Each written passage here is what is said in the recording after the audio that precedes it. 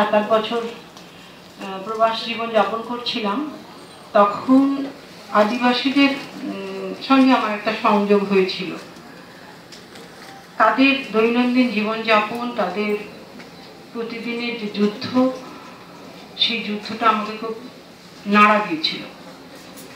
এছাড়া মাতৃতান্ত্রিক সমাজ ব্যবস্থা, যেটা মোটামুটি আমাদের বলা হয় যে নর্থ ইস্টার্ন রিজিয়নে মাতৃতান্ত্রিক সমাজ ব্যবস্থা, সেটার মধ্যেও যে কত যন্ত্রণা এবং কত আপাত দৃষ্টিতে একটা বাইরে মোড়ক থাকলেও ভেতরে তাদের যে যন্ত্রণাটা, সেটা আমি লক্ষ্য করেছিলাম।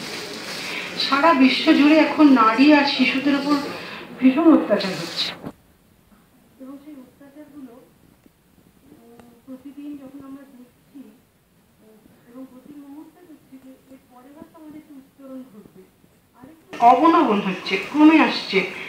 সেই জায়গা থেকে আমার এই বিভিন্ন অরুণাচল প্রদেশ বা মেঘালয় খাসি সম্প্রদায়, এদের সঙ্গে ঘুরে ফিরে আমি তাদের সম্পর্কে লেখার চেষ্টা করেছি। কতটা পেরেছি বলতে পারবো না, লেখার চেষ্টা করেছি। এবং গুয়াহাটিতে থাকাকালীন সেখানকার যে সমস্ত দৈনিক সংবাদপত্র, এগুলো প্রকাশিত হয়েছিল।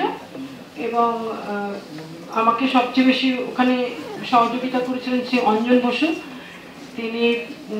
আর এখানে তো শুভেন্দুবাবু আমাকে তার বইটা সম্পর্কে, আমার বইটা নিয়ে তিনি যে আগ্রহ প্রকাশ করেছিলেন, তার জন্য আমি তাকে ধন্যবাদ জানাচ্ছি। এছাড়া বাকিটা তো ভবিষ্যৎ আপনাদের হাতে তুলে দিলাম, যদি ভালো লাগে তবেই আমার প্রচেষ্টা সার্থক। নমস্কার।